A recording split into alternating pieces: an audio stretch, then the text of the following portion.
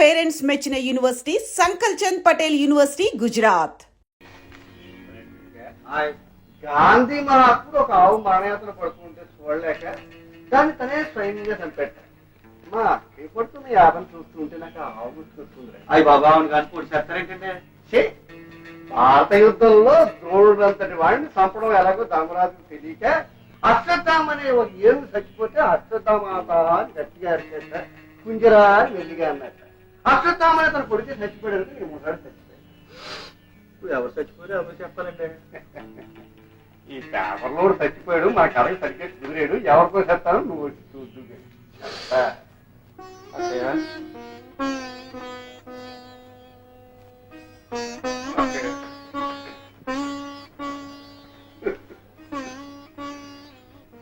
బాబు ఊరుకోండి, ఏమీ జరగకూడదని అంతా సవ్యంగా ఉండాలని మన పుట్టించిన దేవుడు అందరికీ ఇంతకాలం మొక్కున్నాను. కానీ సాగు జరిగిపోయింది.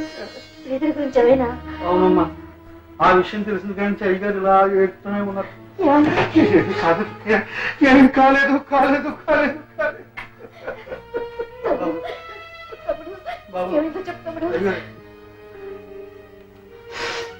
అక్కయ్య ఈ పేపర్లో వార్త పడింది. గుండె రాయి చేసుకున్నాను. గుండె రాయి చేసుకున్నాను. అంతకంటే బాగలేదు. బిట్రగుంటకి 2 కిలోమీటర్ల దూరంలో రైలు పట్టాల మీద గుర్తు తెలియని కుర్రాడి శవం కనిపించింది. దొరికిన ఆధారాన్ని బట్టి పరిశీలిస్తే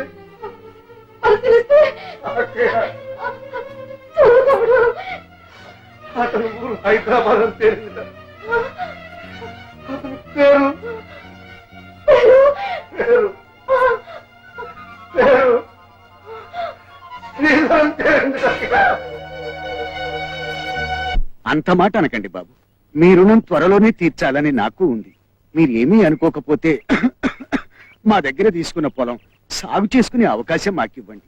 చెమటోడ్చి మీ బాకీ తీరుస్తాను. నువ్వు ఈ మాటలు 190 సార్లు అడిగావు. ఇప్పటికే కూర్చుంటే లేవలేవు. నువ్వు నాగలి పట్టి పొలం ఎట్టా దున్నుతావు, నా బాకీ ఎట్టా తీరుతావు? అసలు వడ్డీ కలిపి పొలం రేటు ఎప్పుడో దాటిపోయింది. నా పేరు రాసే గొడవ వదిలిపోద్ది. నా పేరు రాసే అంతే. బాబు, నా పిల్లలకు ఆధారం అది ఒక్కటే. నీకు అదే ఆధారం, నాకు అదే ఆధారం. అందుకని పని కట్టుకుని నేనే ఒక ఆలోచన చేశాను. మీ పెద్దమ్మాయి చాలా మంచిదేను, మంచి రాసిగలది. అసలు నీ రుణం తీరే రూట్ చూపించడానికి అది నీ కడుపును పుట్టిందేమో. నాకు చాలా విషయాల హృదయం కాబట్టి సగం వడ్డీ కింద జమ కట్టుకుంటాను. నువ్వు అడిగిన గడువు ఇస్తాను. దాన్ని మాత్రం అప్పుడప్పుడు వచ్చిపోతుండమను. ఊరికే అరవమాకమయ్యా. ఇది నా అవసరం కాదు, నీ అవసరం. ఇదిగా నీకు ఇదే నా ఫైనల్ వార్నింగ్. నేను చెప్పినట్టు జరగకపోయిందో నీ మొత్తం ఆస్తిని జప్తు చేసి నీ పరువుని నడి రోడ్డు మీద ఏలం పాట పాడతాను. అందుకని మర్యాదగా వచ్చిన బండిలోనే వెళ్ళిపో. ఆ బండిని నీ ఇంటి దగ్గరే పెట్టుకో. చీకటి పట్టాక నీ కూతుర్ని పంపు. ఎంత మాట అన్నావు నా బిడ్డని గురించి, ఎంత మాట విన్నాను. పడిపోయాడేంటి వీడు గాని ఇక్కడ సచ్చాడంటే మన పీకల మీదకి వస్తుంది వ్యాపారం. నిజం. నేను తీసుకెళ్లి ఆడింటి దగ్గరే పడాయి, గొడవ వదిలిపోతుంది. అట్టగే. ఏమిటో బాబు, నువ్వు ఉన్న పళంగా వెళ్ళడం మాకేం బాగాలేదు. మా అన్నయ్యని అడిగానని చెప్పండి. ఏమండి, మీతో నన్ను తీసుకెళ్తా అన్నారుగా, నేను రెడీ. ఇప్పుడు ఆయన అన్నయ్య దగ్గరికి వెళ్ళటం లేదురా, వాళ్ళ ఇంటికి వెళ్తున్నారు. ఈసారి వచ్చినప్పుడు తీసుకెళ్తారు. మీరు బయలుదేరండి. వస్తానమ్మా.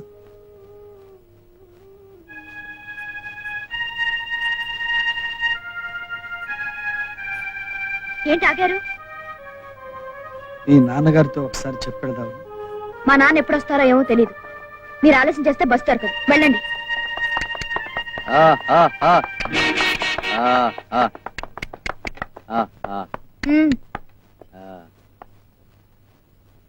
నాన్న, ఆయన బయలుదేరు. నాన్న, నాన్న, ఏమైంది నాన్న? అమ్మా, అమ్మా,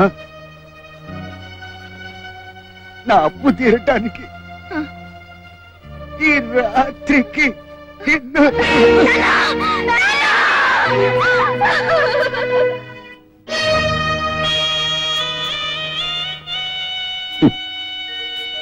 కొరివి పెట్టడానికి కొడుకు లేడని బాధపడ కన్నపూర్ణ.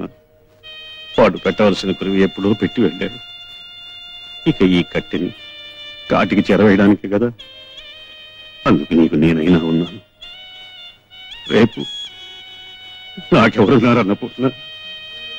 నాకెవరున్నారు?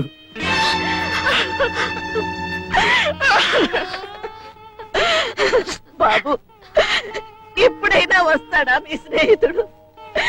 కన్న తండ్రికి తన కురివి పెట్టడానికి బాబు ఒక్క టెలిగ్రామ్ అయినా వచ్చి రుణమైనా తీర్చుకుంటాడు.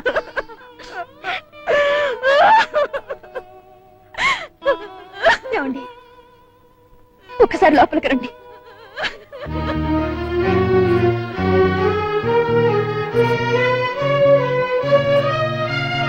కొడుకు వస్తాడని కొరివి పెడతాడని ఆ తల్లి ఎదురు చూస్తోంది. ఇంకా ఎంతసేపు ఆ సవాల్ అలా పెట్టుకుని ఏడుస్తుంది. ఈ దుఃఖంతోనే కొడుకు చచ్చిపోయాడని తెలిస్తే ఒకేసారిగా ఏడుస్తుంది. ఆ తల్లిని మళ్ళీ మళ్ళీ ఎందుకు ఏడిపిస్తారు చెప్పండి? మీరు మనిషేనా? మీకు హృదయం ఉందా? ఎంత గుండెలు పగిలేలా అందరూ కుమిలిపోతుంటే ఇంకా నిజం దాస్తున్నారంటే మీరెంత కట్టుకోటుకలో, ఎంత రాక్షసులో! నీకు తెలుసుగా నిజం, ఎందుకు చెప్పకూడదు? చెప్పు. ఏం చెయ్యాలి?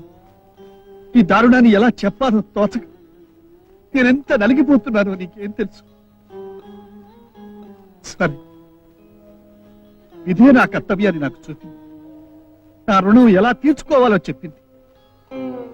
కన్న కొడుకును కాకపోయినా, కన్నవాళ్ళకు కాకపోయినా కర్మ చేసే అవకాశం కలిగి. సరే, ఇప్పుడు చెప్పు.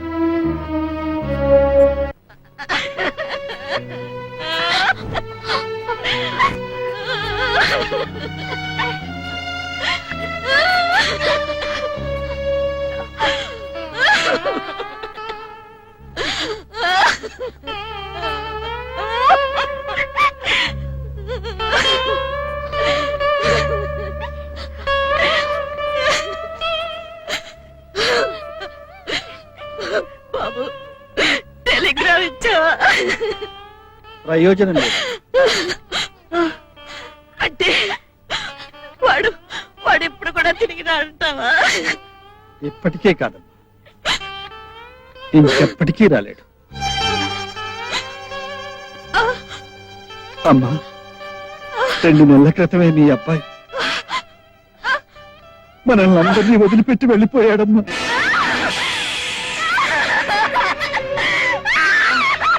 అమ్మా, ఊరుకోండి అమ్మా, ఊరుకోండి అమ్మా, అమ్మా, అమ్మా.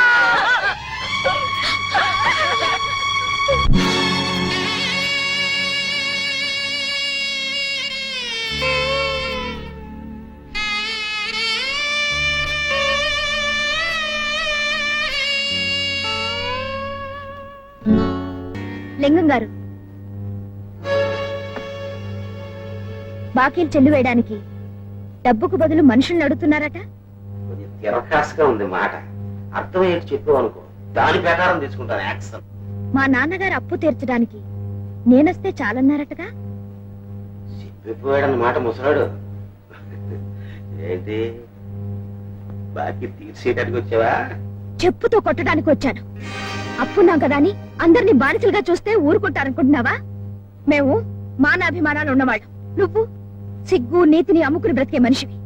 మాకున్నప్పుడు బాకీ తీరుస్తాం, అంతవరకు మళ్ళీ మా ఇంటి ముందు కనపడ్డానికి వీల్లేదని చెప్పడానికి వచ్చాను. అదా, మీ నాన్న తెచ్చాడు, మీ అన్నయ్య కూడా పోయాడు నిన్నాను. మరి నా అప్పు ఎట్ట తీరుస్తావు? ఎప్పుడో తీరుతానంటే నాకు కుదరదు. ఈ మధ్య తుమ్ము తెరువులు మారిపోతుంది, దగ్గు తెరువులు మారిపోతుంది. ఎమర్జెంట్ గా తీర్చేసే మార్గం నీ చేతిలోనే ఉంది. ఇదిగో మంచి వచ్చాడు, ఒప్పును ఒప్పుకోకో, ముహూర్తం కాదు, నువ్వు నా ఇంటికి వచ్చావు, ఎలాగో వచ్చేసావు కాబట్టి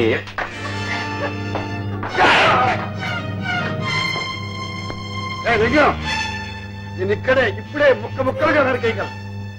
కానీ నేనేం చెయ్యాలో, నీ బాకీ ఎలా తీర్చాలో నాకు బాగా తెలుసు. మాటలు కాదు, దాని తరఫున నువ్వు కొట్టావు కాబట్టి దాని బాకీ కూడా నువ్వే చెల్లేయాలి. చెల్లించి చూపిస్తా. ఎవరి భూమి వాడు తీసుకుని పండించి మరీ నీ బాకీ నీ మొహాలు కొడతా.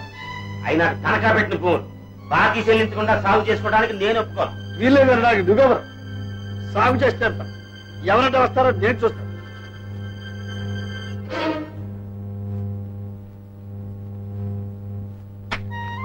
అయ్యా మీ పొలాన్ని కాదు మా పొలాన్ని కూడా అప్పులు కట్టలేదని ఎట్టగే బీడ్స్ చేసినాడండి.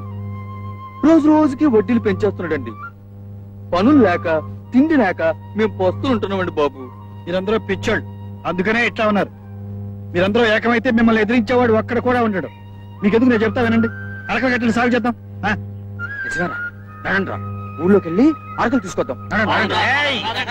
ఆగండి ఆగండి, నా పొలంలో దిగడానికి ఎన్ని గుండెలు మీకు? మా పొలంలో దిగడానికి ఒక్క గుండె చాలు. పిచ్చి పిచ్చి ఆశాలు వేశారంటే ప్రాణాలు తక్కువ, జాగ్రత్త. ఆహా కుమార్, అదే మాట నువ్వును. పిచ్చి పిచ్చి వేషాలు వేస్తే ప్రాణాలు తక్కువ, జాగ్రత్త. మన కుర్రనాయలా రే, నా సంగతి మీకు ఇంకా తెలవదు. ఈ సంగతి తెలుసుకోవడానికి మాకు ఇక్కడ తీరిక లేదు. వెళ్ళు వెళ్ళు వెళ్ళండి. నా వెనకాలింత మద్దతున్నా నీకు ఏడాకోళంగానే ఉందన్నమాట. రేయ్, చేసేయండిరా.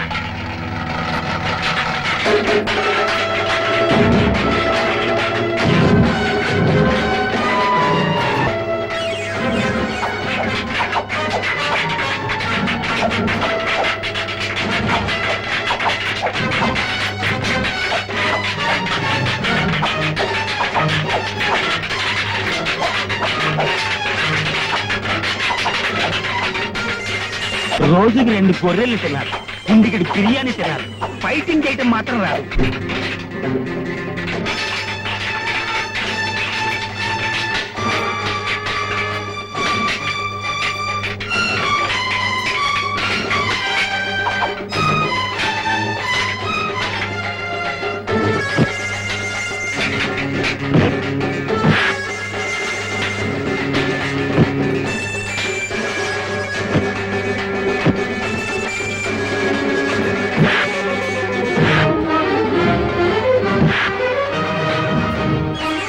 వెళ్ళేదేంటి?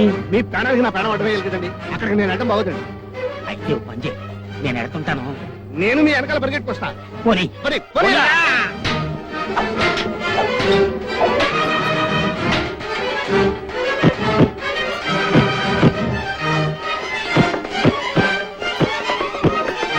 కుటుంబ కంటే దెబ్బలే బాగున్నట్టున్నారా నా కొడక. మెల్లిగా మెల్లిగా. నల్లగా దుఃఖంలా ఉన్నారు వెధవులు. డిషు డిషు అని 4 ఇచ్చేసరికి పారిపోయారు. నిజమా బాబు? ఆ దుర్మార్గులతో మనకెందుకు? నీకేమైనా దెబ్బలు తగిలాయా? అదేం లేదమ్మా.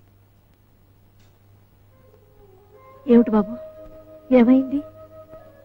అయ్యో బొబ్బులు, మా కోసం ఎంత కష్టపడుతున్నావయ్యా. నా కోసం మీ అబ్బాయి ప్రాణాలే అర్పించాడు. నేనేం చేశాను రుణం తీర్చుకోగలను. కానీ నువ్వు వాణ్ణి మర్పిస్తున్నావు. నువ్వే లేకపోతే మేమంతా ఏమైపోయేవాళ్ళం. దేవుళ్ళ వచ్చి మమ్మల్ని ఆదుకున్నావు. అరే కుమార్, మనం తినే తిండి మనమే పండించి తినడంలో ఎంత ఆనందం ఉందో ఇప్పుడు తెలుస్తుందిరా. ఎప్పుడు పండుతుందో ఏమిటో, నాకు ఆకలేస్తుందండి. ఓ రెండ్రా, నీ అక్క అన్నం పట్టుకొస్తుంది. అబ్బా, మా చిన్నకి ఎప్పుడు ఆలస్యమే. ఆలస్యం ఏమీ లేదండి, నేను వచ్చి చాలా సేపు అయింది. ఏమిటి సరళా, అన్నం పట్టాలనే? ఆవిడ గారు నువ్వేం తీసుకెళ్ళక్కర్లేదు, చీపో అంది. ఏ రోజు నువ్వే తీసుకొస్తున్నావుగా. ఏం చేయమంటారు? ఆవిడ గారికి రోజుకో ఆకారం, నిమిషానికో మాట, క్షణానికో కోపం. ఏమండి, ఆకలేస్తుందండి. ఒరేయ్, నీ అక్కని నమ్ముకోవడం కంటే ఈ పొలాన్ని నమ్ముకుంటే మంచిది. పడిన తర్వాతనైనా తిండి పెడుతుంది. సర్లే, పొలంలో దిగి పని చేస్తుంటే ఆకలే తెలియదు. పద. ఏమండి, అటు చూడండి.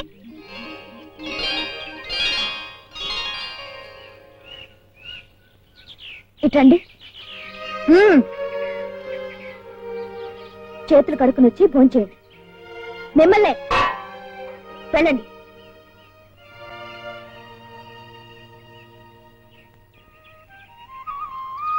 ఏమండి, నేను మీకోసం భోజనం తెచ్చాను. రండి, భోంచేతురు కానీ.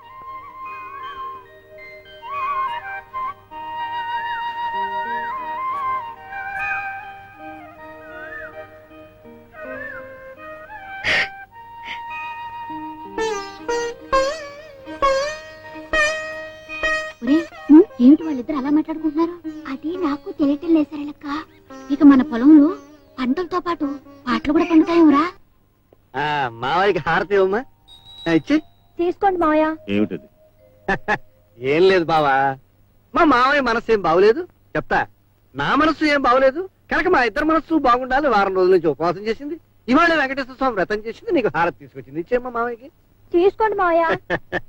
మంగళం కౌసలేంద్రాయ మహానీయ గుణాత్మనే కౌసలేంద్రాయ మహానీయ గుణాత్మనే. చాలమ్మా చాలు. నీ ప్రేమ మావయ్యకి ఎప్పుడో అర్థమైపోయింది. ఏమిటో పిచ్చి తల్లి, ఇలా నోరు ఇప్పితే చాలు ఎదురుకుండా వెంకటేశ్వర స్వామి నిలబడేట్టు ఉంటుంది. చిన్నమ్మాయి చెప్తా, మన ఇద్దరికి కూతురైనా కోళ్ళైనా ఇంకెవరున్నారు బావా? కవిత తప్ప. నోర్మయ్య చెప్తా, ఇప్పుడు నీకైనా నీ ఆస్తికైనా ఇంకెవరున్నారు బావా? చెప్తా. Daddy plate out. ఎవరు పిచ్చి పిచ్చి వేషాలు వేశారంటే ప్రాణాలు తీసేస్తాను. జాగ్రత్త. Get out. లింగం, ఇన్నాళ్ళు రుణం రుణం అని పిశాచల్లా పీక్కు తిన్నావు. తీసుకో. ఇదిగో రాఘయ్య గారి బాకీ లెక్క చూసుకో. చూడక్కర్లేదు, సరిగ్గానే ఉంది. బాకీలన్నీ తీరిపోయినట్టేనా? చెప్పక్కర్లేదు, తీరిపోయాయి. అయితే పత్రాలు నీవు. పత్రాలా? పత్రాలు ఎక్కడయ్యి? లేవు. ఏ నాటకం ఆడుతున్నావా? ఏటీ లేదంటే వెందయ్యా మసో తేలు ముద్దలు వేయించుకున్నావు.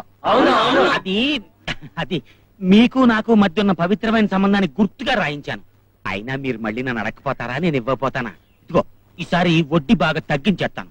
కొన్ని కన్సెషన్లు కూడా ఇస్తాను. ఇదిగో ఈ దొంగ వేషాలకేం కానీ లింగం, వీళ్ళ పేర్లని రాసి వీళ్ళ బాకీలన్నీ ముట్టినట్టు రసీదులు రాసి పెట్టు. రాఘవయ్య గారి కూడా మళ్ళీ వచ్చి తీసుకెళ్తాను. ఇదిగో నీ మాట మళ్ళీ ఈ ఊర్లో వినపడిందా? ఇటు చూడు, నీ విశాల హృదయం ముక్కలు ముక్కలైపోతుంది. జాగ్రత్త. రండయ్యా. అమ్మనాయమ్మ, అమ్మనాయమ్మమ్మ, అమ్మనా మొత్తమ్మమ్మ. ఒరే సచ్చు, అయ్యా అయిపోయిందిరా, నా పని అయిపోయింది. నేను ఈ ఊళ్ళో ఎట్ట బతికేది? ఎవడైనా బాకీలు ఎగ్గొడితే ఏడుస్తాడు గాని మీరేంటంటే బాకీలు వసూలైపోతే ఏడుస్తున్నారు. రేయ్, బాకీలు చెల్లించేశారు అంటే నా చేతిలోంచి తప్పించుకున్నారన్నమాట. ఇంక ఈ ఊళ్ళో నా మాట ఎవడింటాడు? నాకేమి హోల్డ్ ఉంటుంది. పదవిలో ఉన్న మినిస్టర్ కి లేనోడికి ఎంత డిఫరెన్స్ ఉందో నిన్నటి లింగానికి ఈ రోజు లింగానికి అంత డిఫరెన్స్ ఉంటుందిరా సచ్చు.